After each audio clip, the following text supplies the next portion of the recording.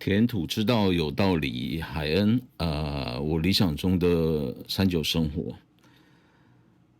如果你现在有看到刚好看到这个影片的话，又刚好，嗯，你在日本有投资股票的话，我讲的当然是也许哈，但是也许我不晓得他这家酒造呢，日本酒造呢，在日本有没有股票有没有上市？因为日本酒造如果要上市的话，它一定要有一定的规模。那很多我们知道的那种酒造呢，可能很有名，但是它营业额其实可能还没到达那个规模，或是它根本不愿意上市上柜嘛，上柜上市，所以我不确定说它到底有没有有没有上市上柜啊？所以这一点就是聊一聊。但是呢，我这边不是股票平台哈，我纯粹用酒的角度来切入。一样谈到最近很热门的关税的问题哦，有关于什么葡萄酒啊，或者是烈酒这些东西呢？因为美国跟欧洲乃至澳洲等等加拿大，他们本身都是有在产酒的哦。我刚刚讲的葡萄酒、烈酒这些东西都有，即使墨西哥也有，但是加拿大跟墨西哥现在好像跟美国是已经是达成一个已经谈成 deal 了，我不晓得他们的关税是怎么样，但是这一次受到的冲击比较不大哦，或者是讲说他们的冲击已经发生了。那所以这些我们都不谈。墨西哥的 tequila 在美国不知道会不会卖的比较贵，我不晓得。但是回到我刚刚讲的，就是说，如果现在我人在日本，而且如果我知道，日本这间酒造或者它的相关企业呢是有上市上柜的话，那我应该会去买它的股票，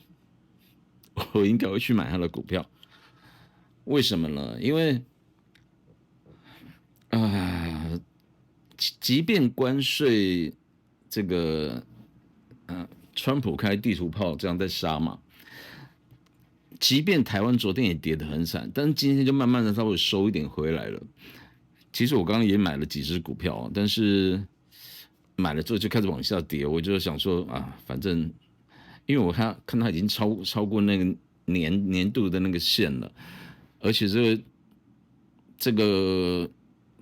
这个公司呢，它的产品特性呢，还有他们前阵子做的事情呢，基本上我觉得它再回来只是迟早的事情而已，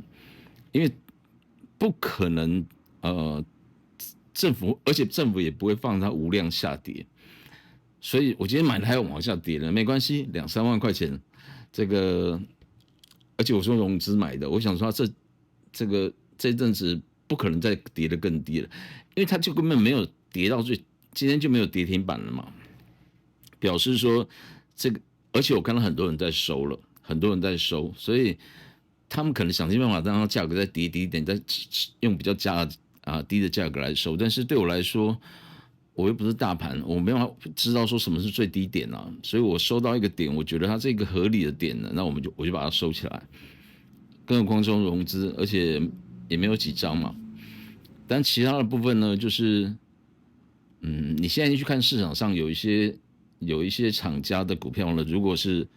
它没有，昨天是几乎一路全部都跌停板嘛，那今天如果到这个时间点了，我现在录的时间是礼拜二的11点50哈，大概15分钟的时间我就把它结束掉。到目前为止还没有跌停板，表示说它基本面，我觉得这2天看下来，它基本面基本还是有一定的程度的哈，所以我觉得大家也不用太恐慌了哦。如果你有在做投资的话，但是我今天不要讲，我是要讲投资，但是跟酒还是一定会有关系的，因为也是新闻评论嘛。那我刚刚讲说，日本的哪一家酒造呢？如果现在还有上柜或上市，或者有相关企业跟它是有关系的，其实都可以买。为什么？因为我昨天看到一个，今天我看到一个消息，就是说，美国川普对于日本呢，其实这真的是典型的美国人哦，就是说美国商人，就前一秒他可能可以，前一分钟他可能还跟你巴里巴里，但是后一分钟呢，他可能就跟你谈的东西都不一样了。但是这一点呢，跟这个中国的就是那些反复啊，什么历史文件不承认，那个是不一样的。我觉得美国人是非常讲究这个规矩的，就是我今天提出这个提出这个需求出来呢，他一定有所理。至于你买不买账，或者是你要不要跟他硬扛，那是另外一回事。但是他不是那种我今天签了 contract，我就第二天摆过头来，我就不认了，不是这种型的人。所以川普他在弄这样的东西，我相信他背后一定有他的一番规划哈。他不是笨蛋啊，那他今天又放狠话给不管是中国啊，这身上加了关税可能要加到200，甚至啦，我看新闻是这样讲。那对日本的部分呢，日本要求要对等什么的，其实他还是不让哦，所以日本好像首相也蛮生气的。可是各位朋友可能记不记得，就是说，其实前阵子那个川普就任的时候，石破茂才刚去日本，回来没有多久嘛，所以那时候在那边也是巴蒂巴蒂的啊。可是你现在回来之后，反而就是因为关税的关系，马上就石破茂必定也要强韧的去摆出他的姿态出来，因为日本也不是一个小的国家。但是我今天要谈的这个东西呢，为什么谈到6分钟呢，都还没有谈到哪一张股票呢？如果还有上市的话哦，是因为这个前面这些东西其实都这几天这2天或者是从清明节开始到现在发生的事情，那还不到1个礼拜嘛，所以快要1个礼拜而已。我相信陆陆续续都有在处理的。听说台湾这边也会真正就是已经有派人去美国了嘛，希望是会有好的消息。好，讲正题呢，就是说，有关于这个，所谓进出口，所谓关税阻挡的是进出口，就是你有进口或出口这样子的一个行为嘛，你的出口到别的国家就是变进口嘛，别的国家的出口到你这边就是进口了嘛，所以各自会设贸易的关税就是一种贸易的壁垒哈，就是你进来的话就要它会有一番操作，简单讲就是加钱嘛。那你要怎么去避免这个状况？中国之前不是有什么洗产地啊？就是说的确其实是在我这边制造，它可能只剩下是有几个步骤而已，但是我就移到另外一个国家没有被美国制裁的国家，然后让他再去把最后步骤给完成，可能那公司搞不好也是他们的。好，然后就是再从这个国家出去的时候，因为这个国家没有受到美国的经济制裁，所以它的关税可能就比较低啊，或者是。反正相对的，它的损失率就会比较低。这也是为什么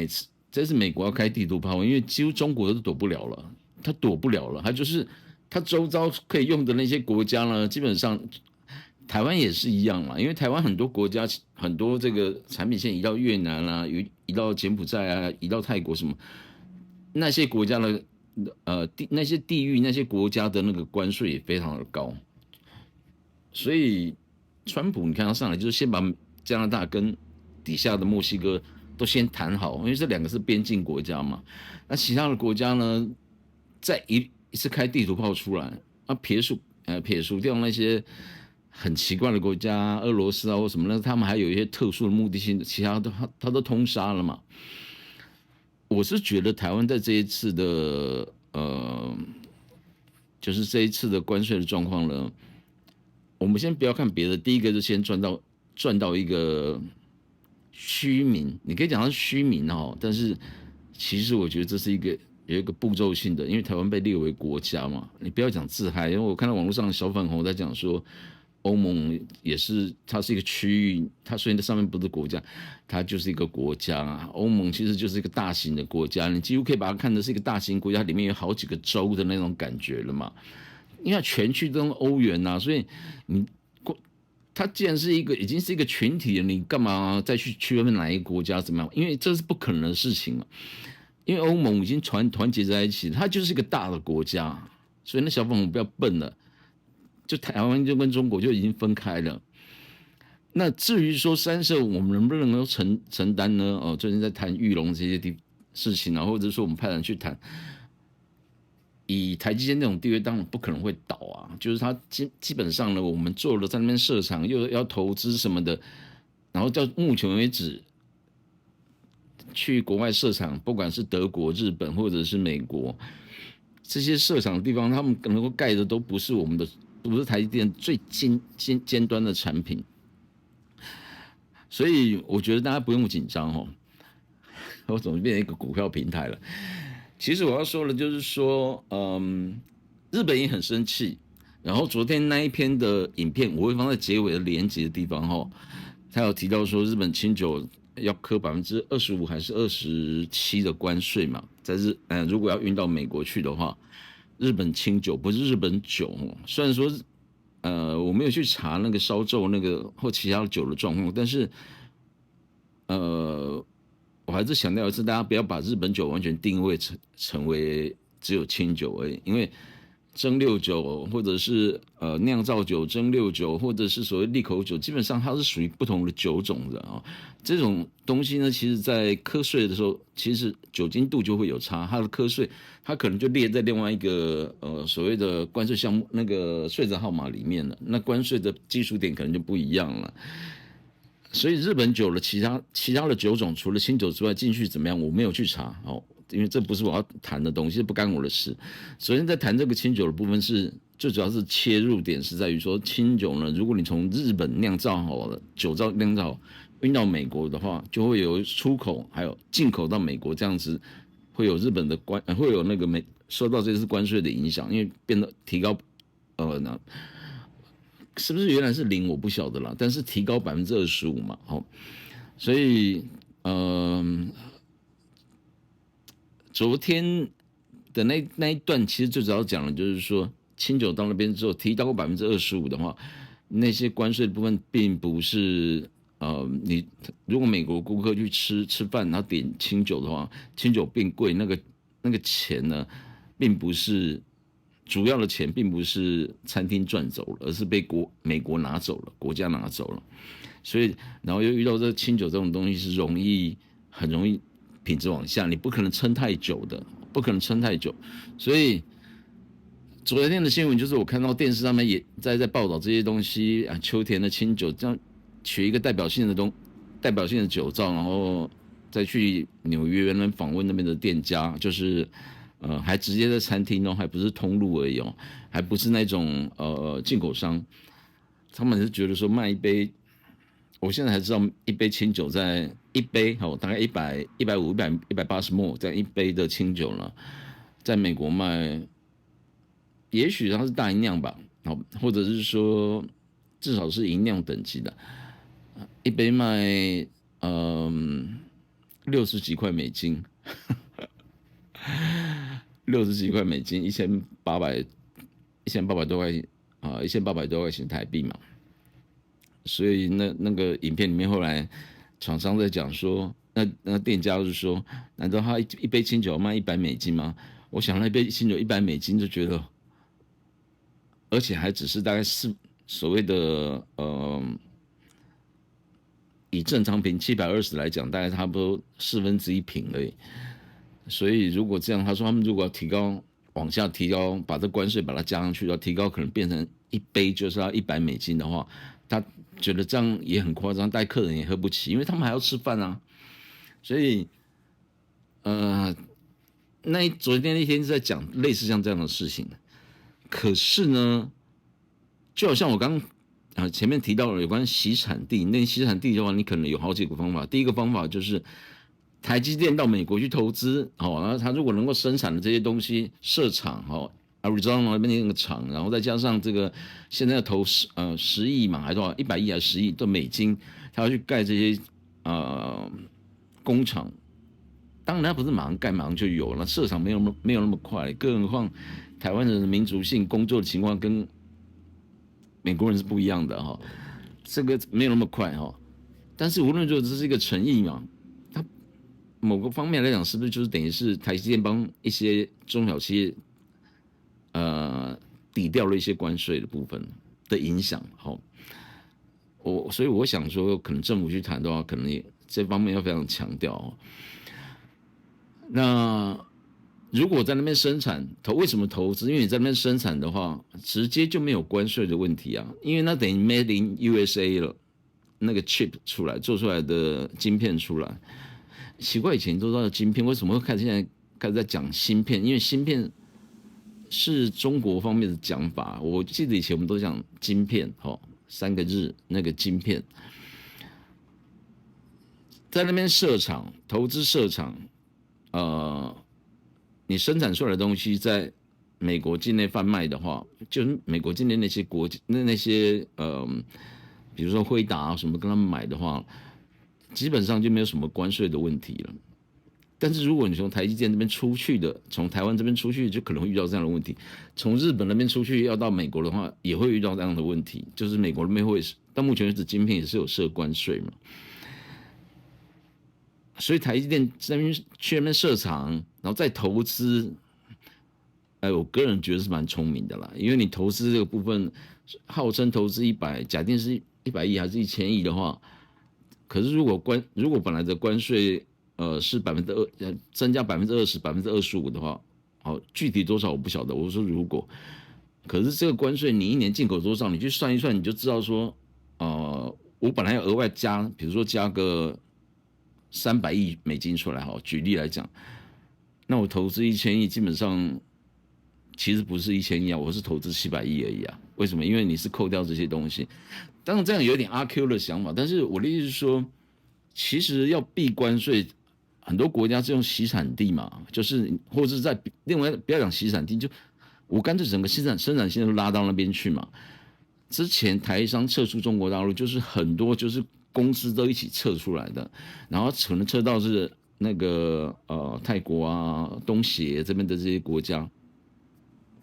或是撤到一些比较奇怪的国家啊。我记得以前还有什么爱尔兰啊，以前啊，爱尔兰啊、墨西哥那也很多。然后说题外话，就是说之前我也收到一些朋友们，因为我是那个电子业界出来的，我有很多朋友是在电子业界，他也是人在工厂有设到墨西哥去，所以当时他们常常跑墨西哥啊，很远呐，从台湾飞到美国就很远，还要再飞到墨西哥去。然后他会帮我带那个正统的 tequila 进来，那种正统就是说在当地，然后他们去搜寻一些资讯，那些只有在当地买得到的，因为进口商引进的可能都是很大的牌子的 tequila， 所以他们买给我那个真的是很正统，很好喝。tequila 很好喝，我蛮喜欢喝 tequila 的。兰姆酒我也蛮喜欢喝的。这两种酒喝起来就是别有风味啊。你说跟 Single Malt 比起来，我还不见得好的 Tequila 或者 Rum 的话，兰姆酒的话，Tequila 就龙舌兰酒哦。其实我更偏爱 Tequila 跟那个 Rum 兰姆酒。啊，哇，讲了半天就是把这个问题收完，因为18分钟了，差不多了。就是我今天又看到一个新闻是，日本就是回过头来，我讲说，如果这间酒造如果在日本有上市的话，那股票可以买，为什么？大家在避关税的同时呢，其实在前几年，具体几年我不晓得，但是至少是前年、去年，至少是这样。这间酒造呢，就已经在美国当地呢开始设厂酿酒了。请注意哦，我讲的是清酒造哦，所以你会不会思考到一个问题，就是说，清酒造，我如果今天跟你讲说 ，Burgundy 的哪一间的酒厂，他到美国去设这个找产地去设这个酒厂，而且还是沿用原来的那个厂商这个酒厂的名字的话，那就你会觉得更奇怪。为什么？因为波尔多这么讲究风土，所谓风土就是在地的那个微气候、这个地形、地势、土壤等等，你怎么可能跑去美国那边再去找一个地方？你说完全一样吗？这样就很难说服这些原本把 Burgundy 的酒成为一个，就是把它放在很上面来看的那种角色，那种角度哈。所以那清酒造为什么敢做这样的事情？回过头来，我之前在谈到有关清酒的酿造，那个米啊，需要米啊、水啊什么的，在日本酒造呢，它虽然也很强调这个水哦，但是因为你的米它可能从哪边买过来的，不一定是在地的米哦，当然有在地的，但是我说有些很多应该讲很多酒造，比如说买山田锦，它可能从外地县市买过来的，然后买过来之后呢，然后再去酿造。他们比较强调，就是我一直在讲，日本酒是比较强调制造出来的酒，酿造出来制造出来的酒，而不是强调风土这一块。如果你很仔细的去思考这件事情的话，那日本酒造迁到美国去酿造酒的话，那就是完全都没有什么说不通的啦。然后这酒造是哪一个酒造呢？就是酿踏迹的旭酒造。好，踏迹是它的品牌名字嘛？它真正是旭日东升那个旭酒造，本来在山口县，所以它几年前就已经在美国，我不晓得在哪里，我没有去查。因为美国其实种出来的粳米其实也品质也蛮好的。那至于说呢，因为旭酒造用的都是山田锦啊，所以它后面有没有很多故事？比方讲，你说从日本把山田锦运到美国那边去，那就没有必要啊，因为这个怎么讲，可能中间有关税，那你去美国那边设置这个，其实就浪费你的，就是没有必要了嘛。我的猜想是，酗酒造本身呢，就是踏迹，不管在全世界，中国、台湾或者很多地方都很有名，美国、澳洲什么的，甚至连欧洲都一样，因为他们是很早就踏出国际的酒，所以呢，从日本运到美国船运这种东西，船运要很久的时间，品质的影响，好，加上他们精米步合又比较低，都是现在最低是好像是4哥5吧，还多少？那2哥3那个不要讲，那个精米步合更低，那种酒更容易随着日期往下掉。就是你磨得越小，再去酿造的话，那为了品质，可能也为了当时他们应该是没有想到关税的问题啊，也许也有关税的问题啊，因为之前美国清酒从进到美国，一定还是会有关税的问题，只是可能没有那么多。但他们当时把它移过去之后，包含设厂，包含其实日本酒造，你说要设厂的话，因为酗酒造其实是一个半自动化的一个酒造，所以半自动化就是里面很多步骤其实都已经可以用机器来代替，加上他们所谓的匠人呢，在日本那个酗酒造，我记得有100多个人，所以他可能分了一些人去盖了一间专门，只要烧好水，好，量好这个，确定好它的水质的问题了，然后也许山田锦在那边种吧，我不晓得，这个我不晓得。但是要是我不会这样处理，因为他们都可以种出很好的粳米出来了。山田锦也是粳米啊，虽然它是酒米，但是他找到一个特地方来种这些酒米，可不可行的？我觉得绝对可行，因为美国这么的大哈，所以最主要是你挑那个设厂的那个地方在哪里。那你找好这个地方之后，把这些匠人带过去呢，然后去尝试做个1年2年的那个这个试酿酒，然后包含美国其实美国也是那种就是比较干燥的国，就是大陆型气候嘛。那你让人可以设得稍靠偏海一点，海边的那些有一点受到那个季风型气候的影响的，那也有可能的。但这些东西，我的意思是说，酿造酒的部分，它就不会像这个葡萄酒这么严格受到风土的影响，因为清酒的特性就是制造出来的酒。所以酗酒造呢，在那边就有设厂。我猜当时设这个厂呢，就是为了要供应美洲区的需求，可能是美国和加拿大的需求，因为美国、加拿大之前应该是没有关税，可以这样直接通过去的。所以啊，这真的是高招啊！为什么？因为这个同时考虑到清酒的特性，这清酒特性就是说不适合长途运送。然后第二个是，清酒是制造出来的酒，它跟风土比较没有关系。然后第三个也考虑到市场，它酿造好了之后直接销售到美国本土的市场，而且美国的火车那个运输其实很便利的哈，所以我觉得酗酒照做这一招，然后当他现在遇到这个关税的问题，所以我这一集来谈，就是并着前一集来看，就是说，当在日本的酒造呢，都还担心说现在运过去有25%的关税出来的时候呢，酗酒照，即便他可能都已经很 dominate 这个市场了，在美洲那边了，可是当其他的酒厂酒造，他还要从那边运过去的时候，这个他的这个怎么讲？他的那个可获利的空间就更大了。因为如果大家跟着调，他也可以调啊。那如果大家不调的话呢，基本上呢，他们卖不出去嘛，所以呢，它的量是不是可以卖更多出去？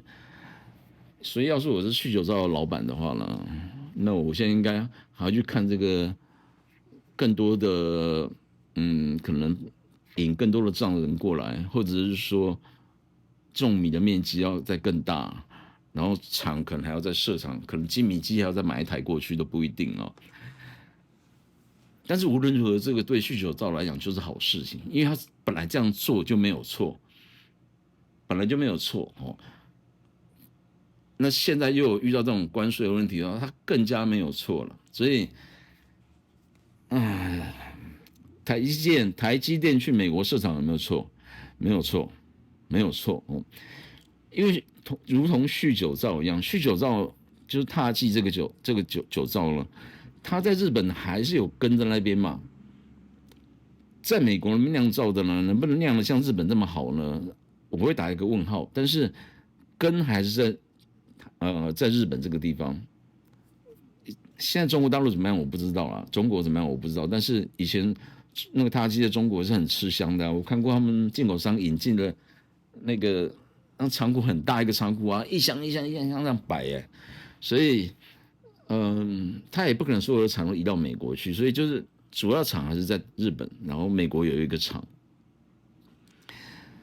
台湾还没到那么疯了，所以酗酒造，而且台湾跟日本也没有说很远啊，所以你今天就好像酗酒造不可能到中国去设厂一样哈。讲这个话呢，就是跟时事话题有点相关哦，就是说今天突然看到酗酒造他有在那边设厂，那我很好奇的是，因为比酗酒造虽然大，但是它不是说最大的酒造哈，在日本比较大的酒造多的是哈，也不是多的是啊，但还有好几个哈。但是这些酒造呢，它有没有这种先见之明？之前就已经去那边设厂了，我不晓得。因为如果它酿造的酒本身就是属于比较普通酒，或者是那种等级稍微再低一点的话呢，他们可能就觉得这个东西无所谓，没有必要去那边设厂花更多的钱。但是酗酒造的酒本身它就是比较精致的，他们的酒全部都是纯米，然后全部都是精米不浑。以前是50，现在我记得是降到45还是40以下了，所以2哥3已经不是他们的，他一直 push to the limit， 就是越来越精致化，所以越精致化的那些东西呢，就越不能容许在运输过程中产品变质，不能讲变质，就是产品没有在现场喝这么好喝。那他这样做的结果，提前去投资是好事。因为在这一次的这个关税的大战里面呢，即便这个最后日本首相谈的结果是清酒造，也不可能就是不加关税，可能关税稍微再少一点，因为商场上这都很高，然后它再拉低一点，再拉低一点，再拉低一点，会达到一个平衡嘛。姑且我们讲15%好了，那它还是增加啦，对不对？那就跑出成本出来了，那成本就是看谁要酒厂这边负担多少，进口商那边负担多少，多少是消费者要负担的，这就是这样去分而已。跟酒有关，酒的新闻哦，然后这来聊大概讲了30分钟了，但是从这边我的结论就是说，各位可以体验到清酒的弹性。它的弹性就在于说，它跟葡萄酒一样，如果你真的要讲究所谓的风土的话，你是移不走的。所以像欧盟啊、法国啊、欧盟啊、葡萄酒啊什么，他们现在进入美国都要课税啊，然后这种课税可能会很严重，可能会很严重。只是我昨天有提到，就是说那种比较高端型的酒的话呢，美国没有的比较高端型的酒，就算课税进去之后，它还是美国还是有那种很一定程度以上的富豪会去买这些酒，所以这些酒产量本身也不是真的多到哪里去。这个我觉得对高端酒来讲是没有什么影响的。那你 Table Wine 的话，那就会影响了，影响就很大。虽然说 Table Wine 的酒可能占了一定的比例，可是问题是美国本身 Napa 或各处 Washington 什么，他们都有这个酿酒葡萄酒的地方嘛。他们本身美国酒本身也很有名啊，贵的美国酒那种所谓的那种摩拜酒的话，其实那个价格搞不好比波尔多的酒或是 Burgundy 的一些高端的酒不遑多让。所以今天葡萄酒这种有关跟风土有关的东西呢，其实它就是跟日本酒这种清酒这种东西就是完全不一样的，完全不一样。从这个关税这一次的关税的影响呢，其实各位也可以知道，就是说哦，踏迹酗酒上踏迹，即便迁到美国去，它酿出来的酒还是有它的品质在。那这个东西就跟风土就没有关系了。所以清酒是制造出来的酒。好，讲到这里30分钟，拜拜。填土知道有道理，海恩，我理想中的餐酒生活。对不起，因为这几天都没有，上礼拜就身体不太舒服嘛，打那个疫苗嘛，那个皮蛇的疫苗，所以也没有剃胡子，没有刮胡子。我可能下午就去剪一剪头发吧，把胡子剃掉，上面这个剃掉，底下修一点。拜拜。